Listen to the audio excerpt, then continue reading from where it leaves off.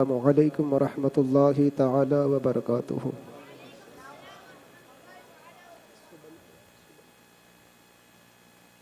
الحمد للہ رب العالمین والصلاة والسلام علی سید الانبیاء والمرسلین وعلی آلہ وصحبہ اجمعین، اما بعد فاعوذ باللہ من الشیطان الرجیم، بسم اللہ الرحمن الرحیم۔ قال اللہ تبارک وتعالی فی القرآن المجید، اہدنا الصراط المستقیم۔ صدق اللہ وصدق رسول اللہ صلی اللہ تعالی علیہ وسلم۔ عقیدت و محبت کے ساتھ درود شریف کا نذرانہ پیش کریں۔ اللہم صلی علی سیدنا و مولانا محمد بارک وسلم، صلو علیہ صلاۃ و سلام علیک یا رسول اللہ صلی اللہ تعالی علیہ وسلم۔ عزیزان گرامی، اللہ عز و جل نے دنیا میں اپنی مخلوقات کو مختلف طریقے کی طاقتیں عطا فرمائی، اور ان سب پر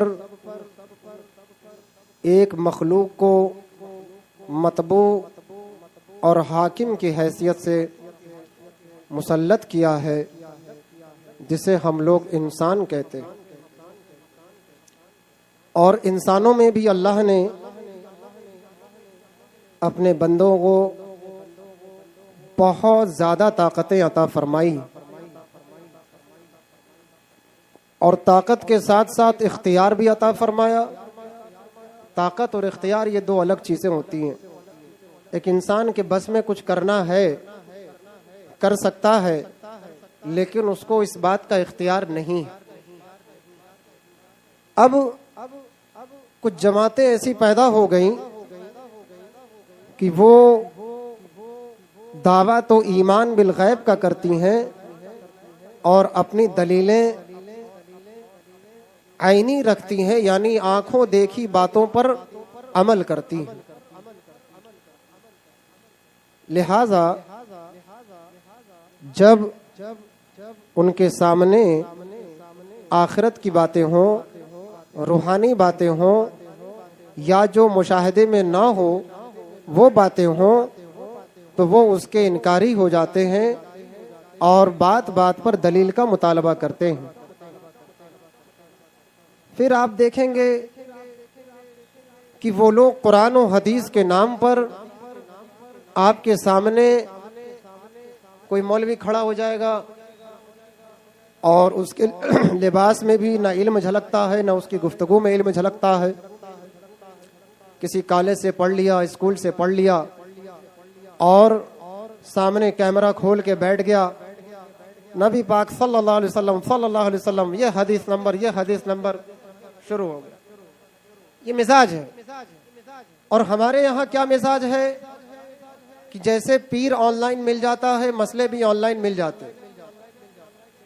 اور پیروں نے اپنا ایک مزاج یہ بنا لیا ہے کہ مرید کو جکڑ کے رکھنا ہے، اور موقع موقع سے واٹس ایپ کے میسج میں ایک دو کلپ ڈالتے رہنا ہے، جو افیم کی شکل میں اس کا مرید چاٹتا رہے، تاکہ اس کا کان اور اس کے آنکھ اور اس کی عقلیں ان سب پر پردہ پڑ جائے، اور حق بات سننے سے وہ دور چلا جائے۔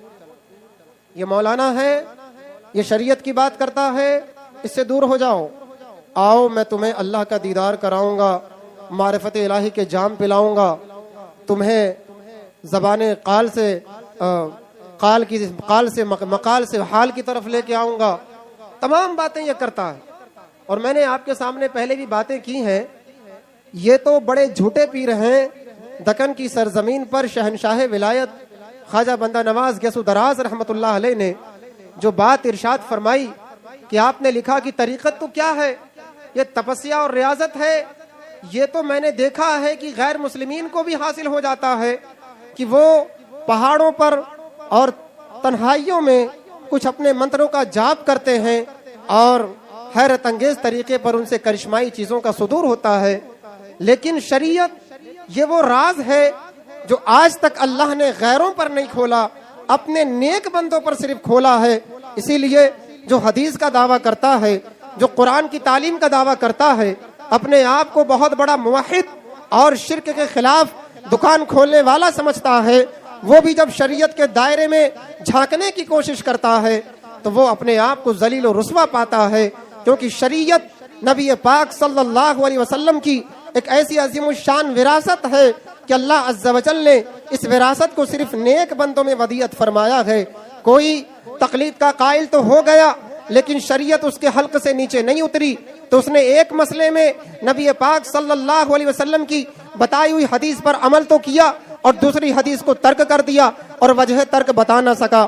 ایک انسان جس نے علم حدیث میں اپنے آپ کو بڑا محدث پایا اور خود کو اہل حدیث کہلانے کا دعویٰ بھی کیا، لیکن جب اس کے سامنے حدیثوں میں تعارض پیش ہوا تو پھر وہ وجہ صحت اور وجہ ضعف نہیں بتا پایا۔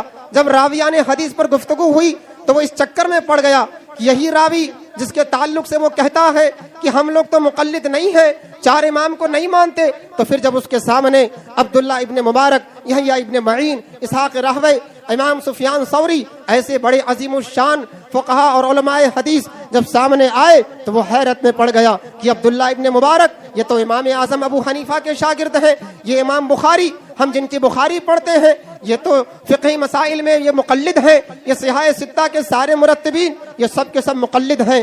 اب یہ دوسری چال چلتا ہے، یہ دیکھتا ہے کہ نوجوان جس کو کالج سے سروکار ہے، شریعت صرف طبیعت کے مطابق استعمال کرتا ہے، موبائل پر وہ انٹرنیٹ سے مسئلے تلاش کرتا ہے، اس لیے اس نے دکان کھولی اور آپ کے سامنے اس نے دفتر لگایا اور آپ کو سکھایا کہ یہ شرک ہے، یہ بدعت ہے، یہ خرافات ہے، یہ ناجائز ہے، یہ حرام ہے۔ جب اس سے تفسیر پوچھی گئی حدیث پاک میں، یہ بتاؤ یہ لفظ نبی پاک صلی اللہ علیہ وسلم کا فرمایا ہوا ہے، کیا آقا کریم نے فرمایا یہ عمل مستحب ہے، یہ عمل واجب ہے، یہ عمل سنت مؤکدہ ہے، یہ عمل سنن رواتب میں ہے، یہ نفلی زوائد ہے؟ بتائیے۔ جب اس سے پوچھا جائے تو اس کی ہکی بکی غائب ہو جاتی ہے۔ یہی تو کہنا چاہتے ہیں کہ جو لوگ نبی پاک صلی اللہ علیہ وسلم کے بتائے ہوئے دین کو صرف فالو کرنے کی کوشش کرتے ہیں اور نہیں سمجھتے کہ فالو کرنے کا طریقہ کیا ہے، وہ آپ کے سامنے کتاب کھولتا ہے، کہتا ہے دیکھو اللہ نے صاف ارشاد فرمایا ایاک نعبد و ایاک نستعین، اے اللہ ہم تیری ہی عبادت کرتے ہیں،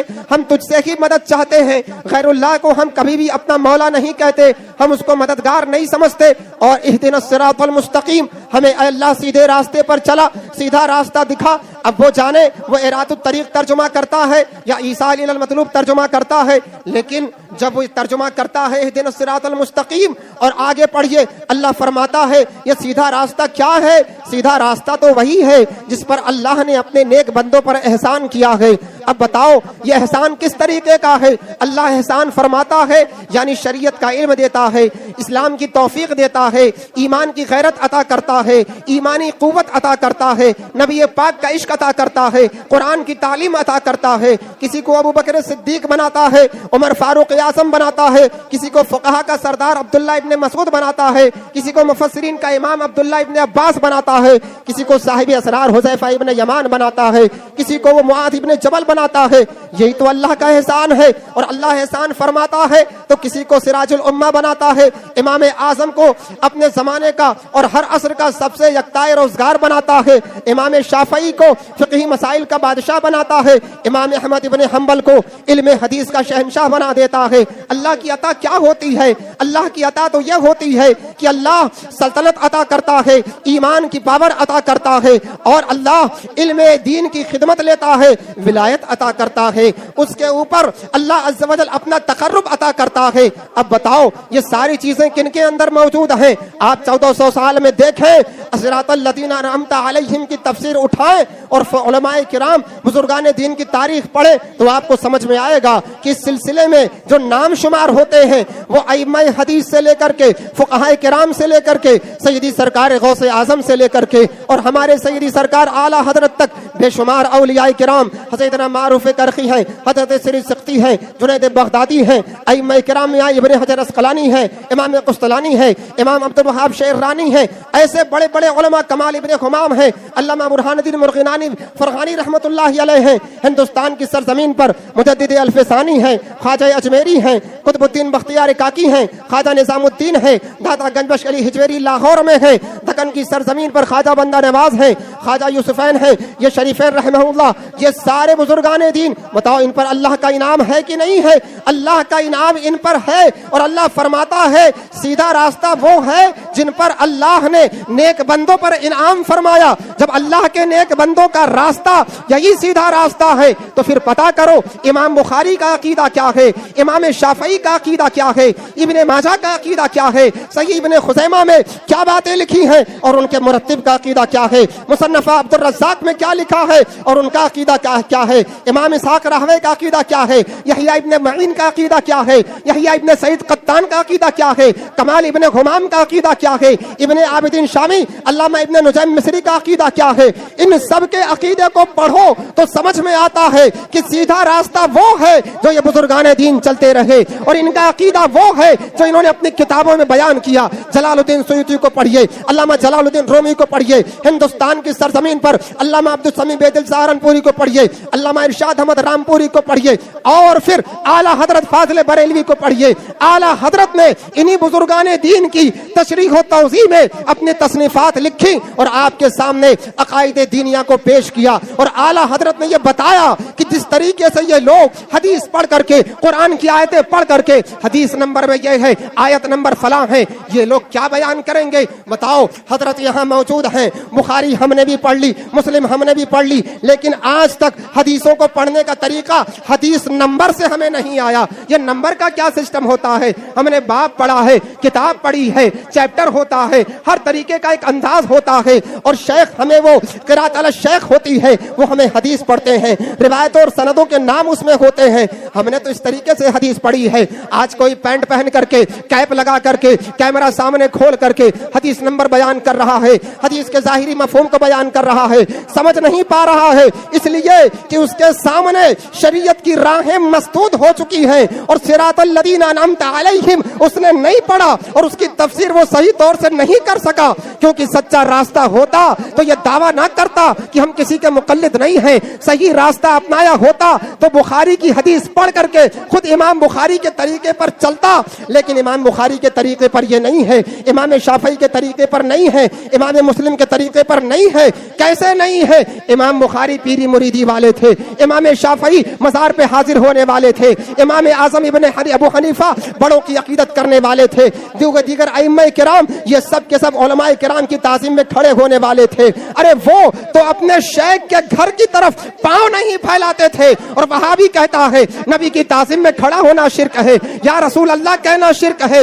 اب بتاؤ، جس بخاری سے، جس حدیث کی کتاب سے تم نے شرک و بدعت کے مسئلے نکالے، وہ امام تو کچھ اور کہہ رہا ہے، اس کے تو مقبرے بھی بن رہے ہیں، مزار بھی تعمیر ہو رہا ہے، ازبکستان سے لے کر کے سمرقند و بخارا تک، اور ماوراء النہر سے لے کر کے رے چلے جاؤ، نیشاپور چلے جاؤ، اصفہان چلے جاؤ، ہمدان چلے جاؤ، عراق کی سرزمین پر پھیل جاؤ، بصرہ شام میں چلے جاؤ، بصرہ اور عراق کوفہ میں چلے جاؤ، بڑے بڑے ائمہ کے مزارات موجود ہیں۔ یہ کس بات کی دلیل ہے؟ کیا کوفہ میں اہل حدیث موجود نہ تھے؟ کیا کوفہ میں اہل علم موجود نہ تھے؟ امام عبداللہ ابن مسعود رضی اللہ تعالیٰ عنہ کے شاگردوں نے کوفہ کو علم سے بھر دیا۔ مولا علی خوش ہو گئے، اے عبداللہ ابن مسعود تم نے کوفہ کو علم سے بھر دیا ہے۔ جب دیکھا کوفہ میں یہ علمی معاملہ چل رہا ہے، وہاں جا کے دیکھو مزارات موجود ہیں، بغداد معلی میں مزارات موجود ہیں۔ اس بات کا ثبوت ہے کہ 1400 سال میں سیدھے راستے پر چلنے والے لوگ مزار کی تعمیر بھی کر رہے ہیں، مزار کی زیارت بھی کر رہے ہیں، اولیاء اللہ سے مدد بھی مانگ رہے ہیں، ان کو با اختیار بھی سمجھ رہے ہیں۔ سمجھ میں یہ نہیں آتا، اگر دینے والا اللہ ہے تو روکنے والا وہابی کون ہے؟ روکنے والا اہل حدیث کون ہے؟ یہ جگڑالوی کون ہے؟ ڈاکٹر اقبال نے لکھا تھا، نہ پوچھ ان خرقہ پوشوں کی ارادت ہو تو دیکھ ان کو، یدے بیضا لیے پھرتے ہیں اپنی آستینوں میں۔ آج اقبال پر تم قبضہ کر رہے ہو، آج غالب پر تم قبضہ کر رہے ہو، آج پاکستان کی تحریک کے تم ذمہ دار بن رہے ہو، اور پھر دعویٰ کر رہے ہو ہم نے شامی سے فتویٰ دیا، ہم نے بدائع الصنائع سے فتویٰ دیا، بحر الرائق کی عبارت ہم نے نقل کی، فتاوی ہندیہ سے عبارت ہم نے نقل کی۔ جب تم نے نقل کی تو ان 500 علماء کے عقیدے کو کیوں نہیں نقل کیا؟ یہی دیوبندی مولوی دارالفتاء دیوبند میں شامی کی عبارتیں نقل کرتا ہے۔ پھر ابن عابدین شامی نے وہابیوں کو کافر قرار دیا، تو بتاؤ تمہارا مولوی ان کو کافر کیوں نہیں قرار دیتا ہے؟ حسام الحرمین میں اعلیٰ حضرت نے صراحت کر دی، تو یہاں کا مولوی کیوں کہتا ہے ہم کو وہ عبارتیں نہیں پہنچی، ہم इस बारे में कुछ नहीं कहेंगे। ये दरबारी सरकारी मौलवी जिनके पेट में गवर्नमेंट के खजाने पहुंच जाते हैं, उनकी ज़बानें हक बयानी से पीछे हट जाती हैं। इसलिए आला हजरत फाज़िल बरेलवी ने जब लिखा तो क्या लिखा? आला हजरत तो बड़े फकीह हैं, उनकी तसनीफात तो गौसे आजम से भी ज्यादा हैं, ख्वाजा अजमेरी से भी ज्यादा हैं, अपने पीरों से भी ज्यादा हैं। वो गौसे आजम रज़ी अल्लाह ताला अन्हु की शान में क्या बयान करते हैं? इमाम अहमद रजा की बारगाह में जाइए और पूछिए कि आप इतने बड़े इमाम, आपका इल्मी जलाल कहां से है? तो ये नहीं कहते हमने बड़ी किताबें पढ़ी, रातों को जाग कर शब्बेदारी की है, हमने बड़ी मेहनत की है, कमर तोड़ मुताला किया है। आला हजरत तो कहते हैं तुझसे दर, दर से सग, सग से है मुझको निस्बत, मेरी गर्दन में भी है दूर का डोरा तेरा। और आला हजरत से जब कहा जाए कि आप लिखते हैं, खुले आम लिखते हैं, कुरान और हदीस की रोशनी में लिखते हैं, खाको खूर भी लिख देते हैं और उनको खंजीर से ताबीर भी कर देते हैं, आपको खौफ नहीं आता? आपको डर नहीं लगता? क्या गवर्नमेंट पकड़ के नहीं चली जाएगी, अदालत में पेशी नहीं हो जाएगी? आला हजरत का अकीदा क्या है? फरमाते हैं क्या दबे जिस पे हिमायत का हो पंजा तेरा, शेर को खतरे में लाता नहीं कुत्ता तेरा। आला हजरत अपने आप को वक्त का इमाम, गौसे आजम का गुलाम बता रहा है, कुत्ता बता रहा है। तो यह अकीदा साबित हुआ कि नेक बंदों का रास्ता यही सीधा रास्ता है। इसलिए शबे मेराज पर दलील पूछने वाले, उर्स पर दलील पूछने वाले, मज़ार पर दलील पूछने वाले, दलील तो तुम्हें बाद में देंगे। तुम उसके मुस्तदल पर जो नाजायज होने का कौल करता है, हमारे सामने बुखारी खोल कर तू इबारत पढ़ के दिखा, फिर हम बताएंगे कि सही क्या है, गलत क्या है। और बताओ ये हदीस ज़ईफ है, ये हदीस सही है, ये हदीस मुनकर है, ये हदीस शाज़ है, ये हदीस मारूफ है, ये सारे मसले बताओ क्या हदीस में लिखे हैं? क्या नबी ने फरमाया कि मेरी ये हदीस ज़ईफ है, मेरी ये हदीस सही है, मेरी ये हदीस को ले लेना, इसको तर्क कर देना? हरगिज़ नहीं। अल्लाह के नबी सैयद आलम सल्लल्लाहु अलैहि वसल्लम का कलाम सादिक व मस्दूक है, ऐसा कलाम कि अल्लाह ने बयान फरमा दिया है, मेरा महबूब कुछ नहीं बोलता, वो जो बोलता है वही इलाही बोलता है। मा यंतिकु अनिल हवा इन हुवा इल्ला वह्युन यूहा, नबी के दहने मुबारक से जो बात निकलती है वो वही इलाही होती है। और अगर वही इलाही ना हो तो अल्लाह के हुक्म से नबी को जो इख्तियार मिला है, नबी फरमा दे तो अल्लाह उसको पूरा कर देता है। अल्लाह वालों की भी शान यही है। इसीलिए अल्लाह ने अलहम्दो शरीफ में ही इब्तिदा में बयान कर दिया, ए बंदो तुम ये कहो इय्याका नअबुदु व इय्याका नस्तईन, इबादत तो अल्लाह की करना है। इबादत का तरीका क्या होगा? इबादत का तरीका मोहम्मद मुस्तफ़ा का होगा, उनके असहाब का होगा, उनके मुत्तबईन का होगा, उनके जानिसारों का होगा। हम तो यही कहते हैं जो कुरान कहता है, हम तो वही कहते हैं जो हमारा अल्लाह कहता है। अहले हदीस कहता है कि नबी को इल्मे गैब तो है, लेकिन बस इतना है जितना अल्लाह ने दिया है। अरे कमबख्त, क्या तुझे मालूम है कि अल्लाह ने नबी को कितना दिया है? अल्लाह ने नबी को इतना दिया है कि जिसकी कोई हद नहीं है, कोई शुमार। अल्लाह ने नबी को कितना दिया है, ये कौन सी नस से साबित करोगे, कौन सी हदीस से साबित करोगे कि अल्लाह ने इतनी मिकदार में नबी को बयान किया है? अल्लाह ने हमें भी इल्म दिया, दूसरों को भी इल्म दिया, नबी को भी इल्म दिया, लेकिन जब नबी को इल्म दिया तो अल्लाह ने फरमाया अर्रहमान अल्लमल कुरान, रहमान है जिसने अपने बंदे को सिखाया है, कुरान की तालीम दी है। जब अपने नबी को इल्म दिया है तो अल्लाह ने फरमाया व अल्लमका मा लम तकुन तालम, ऐ नबी हमने आपको वो सब सिखा दिया जो आप नहीं जानते थे।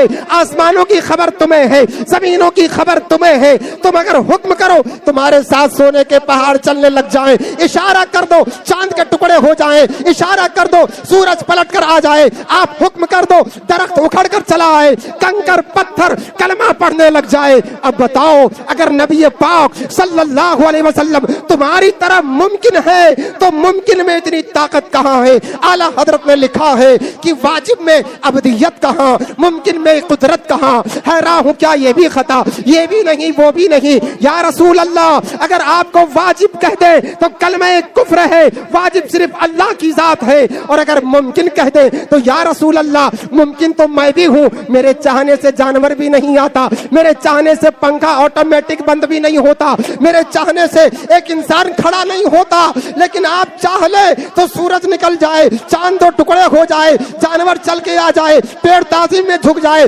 पत्थर کلمہ پڑھنے لگ جائے، انگلیوں سے چشمے رحمت جاری ہو جائے۔ یا رسول اللہ حقیقت کیا ہے؟ اعلیٰ حضرت نے فرمایا حق یہ ہے کہ ہے عبد الہ اور عالم امکان کے شاہ۔ یا رسول اللہ ہم وہابی نہیں ہیں، اہل حدیث نہیں ہیں، ہم تبلیغی نہیں ہیں، ہم سنی ہیں۔ یقیناً آپ اللہ کے نیک بندے ہیں، آپ کی عبدیت میں کوئی شک نہیں ہے، لیکن عالم امکان کے بادشاہ ہیں۔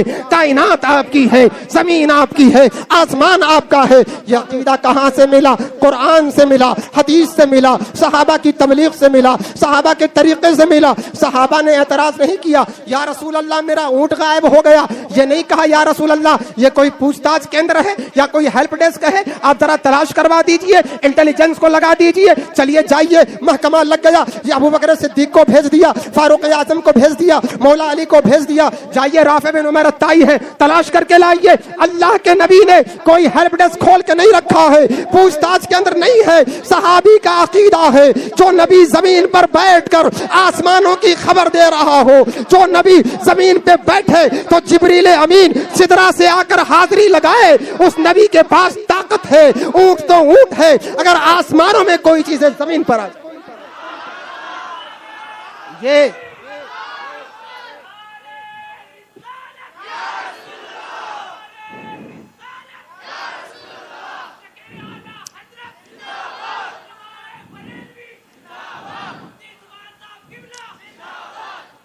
باب القصور بخاری کی حدیث، آقا کریم صلی اللہ علیہ وسلم صلاۃ القصور پڑھا رہے اور فرماتے حدیث پاک کے الفاظ کہ جب آقا کریم صلی اللہ علیہ وسلم نے دعا کے لیے ہاتھ بڑھایا تو آپ مصلی سے آگے بڑھ گئے اور دست مبارک کو اور اونچا کر دیا۔ صحابہ نے عرض کی یا رسول اللہ ہم نے ایسا آپ کو نہیں دیکھا، ایسا کیوں کیا؟ اللہ کے نبی نے فرمایا کہ جب میں نے ہاتھ بڑھایا تو میرے ہاتھ جنت میں لگے انگور کے درخت پر ٹچ ہو گئے اور دل چاہا اس کو توڑ کے نیچے لے آؤں، لیکن پھر خیال آیا جنت کا پھل ہے، جنت میں چل کے کھائے۔ اب بتائیے یہ کسی مولوی کا بیان نہیں، کوئی فرضی واقعہ نہیں، میں بیان بھی نہیں کرتا فرضی واقعات، یہ بڑھیا کی گٹھری انار کے دانے کے قصے اپنے یہاں نہیں چلتے، اور خواہ کے بس ماں کی محبت اور ماں کا بیان اور بیٹے کی بے حیائی، تو جوئے کھیل رہا، تو شراب پی رہا، یہ سب تقریریں رٹی رٹائی نہیں چلتی۔ بخاری کی حدیث ہے اور اللہ کے نبی فرما رہے ہیں میں نے ہاتھ بڑھایا اور جنت کے درخت پر ہاتھ پہنچ گیا۔ صحابی نے مان لیا، کیوں؟ کیونکہ وہ جانتا ہے اسی دستے غیب سے اللہ عطا فرما رہا ہے، اور اللہ کے نبی فرما رہے ہیں انما انا قاسم واللہ یؤتی، اللہ عطا کرتا ہے میں بانٹتا ہوں۔ جب بانٹتے ہیں تو صحابی کو پتا ہے کیا کیا بانٹتے ہیں، مال و دولت بھی بانٹ رہے ہیں، کھجور بھی دے رہے ہیں، گوشت کی ران بھی اٹھا کے دے رہے ہیں، کپڑے اور چادر بھی دے رہے ہیں، اور جب جوش پہ آ جائے تو جنت بھی دے رہے ہیں، اپنا تقرب بھی دے رہے ہیں، اپنا ہم سفر ہونا بھی بتا رہے ہیں۔ یہ آقا کریم کی شان ہے، یہ سب حدیثوں میں لکھا ہوا ہے، لیکن عقل کے اندھے اور دل کے بہرے یہ ناقانونی لوگ جنہوں نے ابن تیمیہ کا فضلہ کھایا، ان کے سامنے یہ بات نہیں آتی۔ وہ علم حدیث کہتے ہیں کہ ہم علم حدیث کے بڑے جانکار ہیں اور روایتوں کے بڑے ماہر ہیں، کتابوں کے بڑے بڑے پڑھاکو ہیں، لیکن حقیقت میں وہ عشق محمد جو پڑھاتے ہیں بخاری، آتا ہے بخار ان کو، بخاری نہیں آتی۔ قیامت آ جائے گی، نبی پاک صلی اللہ علیہ وسلم کی شان ادنا سے یہ گھٹا نہیں سکیں گے، وہ گھٹائے وہ تو گھٹائے تو اسے منظور بڑھانا تیرا۔ اللہ عز و جل نبی کی شان کو بڑھا رہا ہے اور اس شان سے بیان کر رہا ہے کہ صحابی اشارہ پالیں تو عرب کے صحرا سے نکلے اور قیصر و کسریٰ پر چھا جائیں، اور تلوار نکالے تو پورا عالم اسلام اور بلکہ پوری دنیا ان کی سلطنت کے نیچے آ جائے، اور نبی کا جانثار صحابی خط لکھ کے روانہ کر دے، سوکھا دریا جاری ہو جائے۔ اور وہاں بھی کہتا ہے علم حدیث میں اولیاء کا کہاں اختیار ثابت ہے، حدیث میں کہاں لکھا ہے کہ مرنے مرنے کے بعد طاقت آ جاتی ہے۔ ارے تم نے واقع معراج میں نہیں سنا، وہی موسیٰ ہے جو ایک وقت میں قبر میں نماز پڑھ رہے ہیں، وہی موسیٰ ہے مسجد اقصی میں نبی کی اقتداء میں نماز پڑھ رہے ہیں، اور وہی موسیٰ ہے جب آقا کریم کا گزر ہوا اور دیکھا کہ آواز آ رہی ہے، جبریل امین سے پوچھا جبریل یہ کس کی آواز ہے؟ جبریل امین نے عرض کی یا رسول اللہ یہ موسیٰ ہے۔ تو اللہ کے نبی نے فرمایا بھلا کوئی اپنے رب سے ایسے بات کرتا ہے؟ تو حضرت جبریل نے عرض کی یا رسول اللہ اللہ نے ان کو وہ مقام عطا کیا ہے کہ اللہ کی بارگاہ میں اس طریقے سے کلام کرتے ہیں۔ اب بتاؤ ایک نبی جس کا ذکر کلام الکلام پاک میں آیا، حدیث میں اللہ کے نبی نے خود فرمایا کہ معراج کی رات میں نے دیکھا اپنی قبر میں نماز پڑھ رہے تھے، زندہ تھے، نماز پڑھ رہے تھے، نبی قبر کے نیچے دیکھ رہے تھے کیا ہو رہا ہے، وہی نبی دوبارہ امامت کروا رہے ہیں اور موسیٰ علیہ السلام نماز پڑھ رہے ہیں، وہی نبی آسمانوں پہ جا رہے ہیں اور وہی موسیٰ علیہ السلام سے ملاقات بھی ہو رہی ہے۔ اس کا مطلب ہے جس نے حدیث کو پڑھا ہے سمجھا نہیں ہے، اللہ نے اس کے دلوں پر مہر لگا دی ہے۔ میرے دوستوں آخری بات یہی ہے، انٹرنیٹ کے جال میں آ کر کے اپنے ایمان و عقیدے کا سودا نہ کرو۔ یہ سب کے سب ریال پہ پلنے والے لوگ، اپنے مذہب و مسلک کے مشن پہ لگے ہوئے لوگ ہیں۔ یہ وہی لوگ ہیں جو اپنے اجتماع کے لیے حکومت کے محتاج ہوتے ہیں، ان سے مدد مانگتے ہیں۔ ان کا مولا اور ان کا مددگار وہ ان کا مشرک لیڈر ہو سکتا ہے، ہمارا مددگار ہمارا حامی و ناصر اللہ ہے، اور اس کی عطا سے اس کا رسول ہے، اس کی عطا سے اس کے ماننے والے ہیں، اور میرا پیر تاج الشریعہ ہے شہباز دکن۔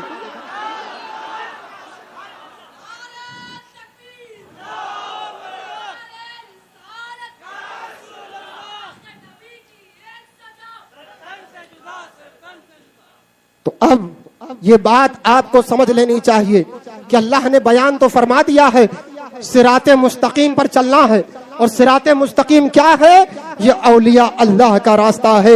اس لیے اعلیٰ حضرت نے صاف اعلان فرما دیا لحد میں عشق رخ شہ کا داغ لے کے چلے، اندھیری رات سنی تھی چراغ لے کے چلے، تیرے غلاموں کا نقش قدم ہے راہ خدا، وہ کیا بہک سکے جو یہ سراغ لے کے چلے۔ ہم جو سراغ لے کے چلے ہیں یہی روشنی لحد میں ہمارے لیے آسانی کا ذریعہ بنے گی۔ یہ مسلمان جو آقا کریم کی محبت میں جن کے دل تڑپ رہے ہیں یہی شاد کام ہوں گے، اور وہ جو اپنے سروں پر اور اپنے ماتھے پر گھٹا لگا کر جا رہے ہیں اس کے دل پر بھی دھبا ہے، اس کی عقل پر بھی پردہ ہے، اس کو اللہ ہدایت کی توفیق نہیں دیتا۔ قرآن پڑھتا ہے پھر بھی گمراہ ہو جاتا ہے، حدیث پڑھتا ہے اور گمراہ ہو جاتا ہے۔ آخری بات تو یہی ہے کہ اللہ کے نبی نے فرما دیا تھا جب معاملات غیر اہل تک پہنچ جائیں تو قیامت کا انتظار کرو، فانتظر الساعہ، کل حدیث پاک میں لفظ آیا کہ قیامت کا انتظار کرو۔ آج ہر کوئی ٹوپی لگا کر مولوی بن کر درس حدیث دے رہا ہے، درس عقائد دے رہا ہے، واہ رے مولانا تو بڑی بڑی کتابوں کا درس دے رہا ہے، بخاری کا درس دے رہا ہے، حدیث کا درس دے رہا ہے، تفسیر کا درس دے رہا ہے، تیرے سے فیض الادب بھی حل ہوتی نہیں ہے اور تو بخاری کا درس دے رہا ہے، شرع عقائد سمجھ میں نہیں آتی لیکن تو عقائد کا درس دے رہا ہے۔ ایسے لوگوں سے دور رہو، جس نے مدارک کی شکل نہیں دیکھی وہ تفسیر کے بیان دے رہا ہے۔ اللہ عز و جل یہ وہ دور آ گیا ہے جس دور میں اللہ کے نبی نے جس کے بارے میں فرمایا کہ لوگ جاہلوں کو اپنا سردار بنا لیں گے اور پھر وہ کیا کریں گے؟ وہ بغیر علم کے فتویٰ دیں گے، خود بھی گمراہ ہوں گے، دوسروں کو بھی گمراہ کریں گے۔ یہ آج وہی ڈھونگی پیر ہیں، آج یہ وہی ڈھونگی مولوی ہیں، چینل کو فالو کروانے، اپنے گروپ کو بڑھانے اور اپنے سبسکرائبر کو آگے کرنے کے لیے صحیح اور غلط کا گھال میل کرتے ہیں، اور اپنی دکان چلانے کے لیے علم حدیث میں شریعت کے مسئلوں میں مداہنت کرتے ہیں۔ شرم نہیں آئی؟ اگر تمہیں مال کمانا تھا سود کھا لیتے، حرام کر لیتے، چوری کر لیتے، لیکن شریعت کے مسئلے کو جائز کو ناجائز بولنا، ناجائز کو جائز بولنا یہ زنا کرنے سے بڑا گناہ ہے، کیونکہ زانی خود زانی ہے اور شریعت میں مداہنت کرنے والا خود گمراہ ہوتا ہے اور ہزاروں کی پبلک کو گمراہ کرتا ہے۔ اس لیے یہ چبے قبے والے اور اپنی بیگموں کی میکسی پہن کر اسٹیجوں پہ آنے والے اور اپنے خواتین کی اوڑھنیاں लपेट करके जलसों में तशरीफ लाने वाले ऐसे नाहंजारों से दूर रहो और एक रास्ता, एक सीधा रास्ता जो हमारे औलियाए उम्मत का है, आला हजरत फाज़िल बरेलवी का है, ख्वाजा अजमेरी का है, गौसे आजम बगदादी का है, चारों इमामों का है और सिद्दीक़ अकबर मौला अली का है, उसी रास्ते पर चलो। न मौलाई आएगा, न राफजी आएगा, न कादियानी आएगा, न अहले हदीस और चकड़ालवी आएंगे, न गैर मुक़ल्लिद आएगा, कोई तुम्हारे रास्ते में नहीं आएगा। तीनों मसलक की तरवीज के लिए कमर बस्ता हो जाओ। खानका को, अपने पीर को और अपने मकतब को बढ़ाने के चक्कर में मत रहो, अपनी शरीयत को, अपने दीन को, अपने मसलक को बढ़ाने के चक्कर में रहो, दीन की खिदमत करो। पीर काम नहीं आएगा, पीर तो वो पीर काम आएगा जो शरीयत का काम कर रहा है। पीर साहब का खुद पता नहीं और मुरीद साहब भी उसके पीछे दीवाने हैं। ये फॉलोइंग की दुनिया, ये इंटरनेट की दुनिया, इस जाल से बाहर आओ और अपने आप को सही तालीम में लगाओ, दीन और मसलक की खिदमत करो, मदारिस के तहफ़्फ़ुज़ को यकीनी बनाओ। और ये जाहिल कौमें जो दुनियादार बैठ करके हमारे सियासी वजूद के साथ खिलवाड़ कर रही हैं, इनको मालूम नहीं है हम जब उठेंगे तो इस शान से उठेंगे कि तुम्हारी सल्तनतों की चूड़ें हिल जाएंगी। तुम्हें मालूम नहीं है आसमां होगा सहर के नूर से आईना पोश और जुल्मत रात की सीमा बेपा हो जाएगी। फिर दिलों को याद आ जाएगा पैगामे सुजूद, फिर जबी खाके हरम से आशना हो जाएगी। खूब की सहरे चमन फूल चुने शाद रहे, बागबा जाता हूँ मैं गुलशन तेरा आबाद रहे। अस्सलामु अलैकुम व रहमतुल्लाहि व बरकातहू।